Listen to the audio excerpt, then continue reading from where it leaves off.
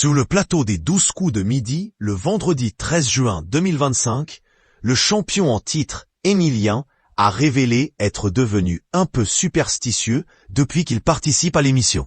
Le seul et unique vendredi 13 de l'année. Il fallait bien le fêter. C'est en tout cas ce que n'a pas manqué de faire Jean-Luc Reichmann dans les 12 coups de midi, le 13 juin 2025. Pour le présentateur, cette journée était avant tout synonyme de chance et de bonheur. Dès le début de l'émission, il s'est évidemment enquis de la réponse du maître de midi aux plus de 600 participants. « Vous êtes un peu superstitieux ou pas ?» a-t-il demandé à Emilien. Ce à quoi le jeune Vendéen a répondu, en toute honnêteté, qu'il ne pouvait pas l'être. « Je ne peux pas trop me le permettre, d'autant que je suis né un vendredi 13, s'est-il amusé. En effet, Emilien est né le vendredi 13 décembre 2002, à Nantes. Mais le champion a tout de même nuancé ses propos. « Depuis que je suis ici dans les 12 coups de midi, je le suis un peu devenu quand même, a-t-il avoué.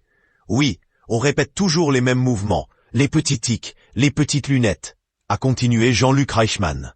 Et Emilien de renchérir, c'est ça, j'essaie toujours de caler l'étoile bien correctement sur mon pupitre, toujours faire un peu les mêmes gestes dans le même ordre, passer au même endroit.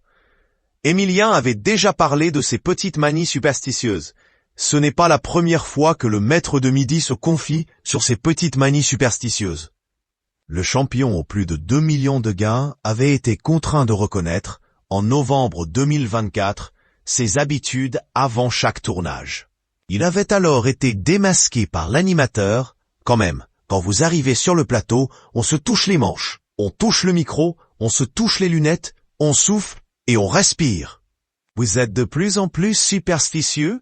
Mais Emilien avait précisé que malgré ses gestes quotidiens, il n'avait toujours pas peur du vendredi 13 ou du nombre 13.